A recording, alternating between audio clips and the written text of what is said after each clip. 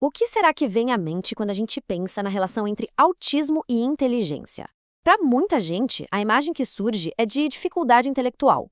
Mas e se essa ideia tão comum estiver, na maioria das vezes, errada? Hoje, a gente vai desconstruir um dos mitos mais persistentes que existem sobre o neurodesenvolvimento. A pergunta que vai guiar toda a nossa conversa é bem direta. Transtorno do espectro autista, o TEA, é a mesma coisa que deficiência intelectual? É uma dúvida super comum e a resposta, como a gente vai ver, pode surpreender bastante. Ok, vamos direto para os dados. E olha, é aqui que a realidade vira a criança popular de cabeça para baixo. Os estudos mostram que a maioria das pessoas no espectro autista, algo entre 50% e 70%, tem inteligência na faixa considerada normal ou até acima da média.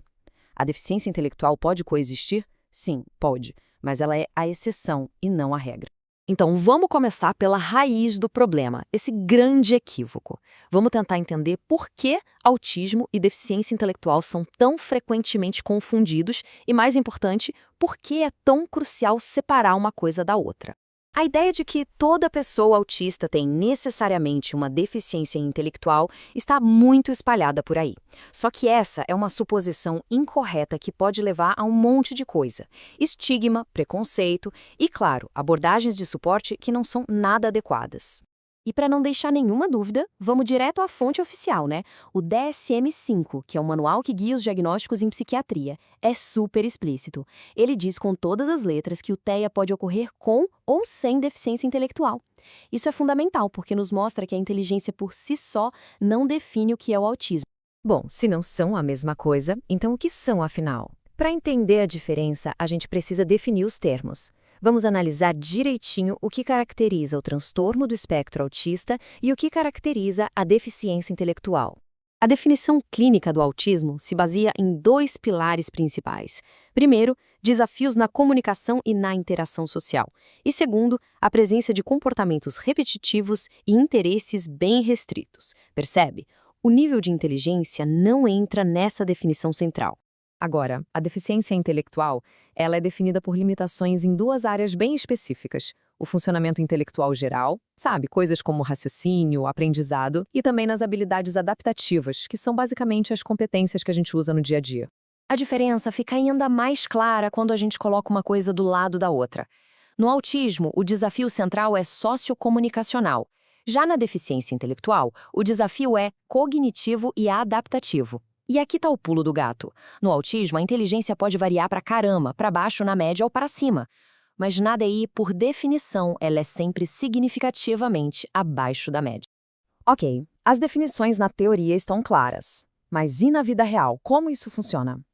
Vamos ver como um profissional faz essa distinção na hora de dar um diagnóstico, seguindo as diretrizes oficiais. O processo para diagnosticar o TEA segue critérios bem rigorosos do DSM-5. Os profissionais vão buscar por déficits sociais que são persistentes, vão procurar no mínimo 2 tipos de comportamentos repetitivos, vão checar se esses sinais já estavam lá desde a infância e, por fim, se tudo isso causa um impacto real na vida da pessoa. Então, o ponto crucial é este aqui.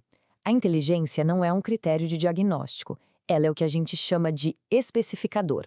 Pensa nisso como se fosse uma nota de rodapé no diagnóstico. O clínico primeiro confirma o autismo e depois ele especifica se existe ou não uma deficiência intelectual junto. E aqui está a regra de ouro para quando os dois diagnósticos podem acontecer juntos. Se uma pessoa já tem deficiência intelectual, ela só vai receber também o diagnóstico de autismo se os desafios sociais dela forem muito, mas muito maiores do que o esperado só pelo seu nível cognitivo. É uma distinção clínica super importante. Agora que a gente já entendeu a diferença, vamos analisar o que chamamos de coocorrência, ou seja, o que acontece quando uma pessoa recebe os dois diagnósticos. Quais são os impactos e as implicações reais para a vida dela? A presença da deficiência intelectual junto com o autismo é, de fato, um dos fatores que mais impactam o prognóstico. Geralmente, isso quer dizer que a pessoa vai precisar de mais suporte ao longo da vida e vai enfrentar mais desafios para conseguir alcançar a independência.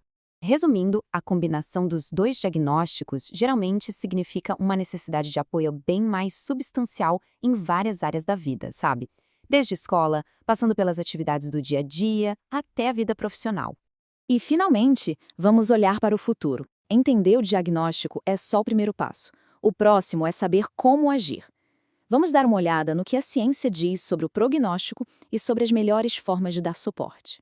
Existem 3 fatores principais que ajudam a prever os resultados a longo prazo para pessoas no espectro. O nível intelectual é um deles, sim. Junto com ele, o desenvolvimento da linguagem funcional ali na primeira infância e, o que é crucial, o acesso a intervenções precoces e de boa qualidade. A boa notícia é que existem várias terapias com forte base de evidências.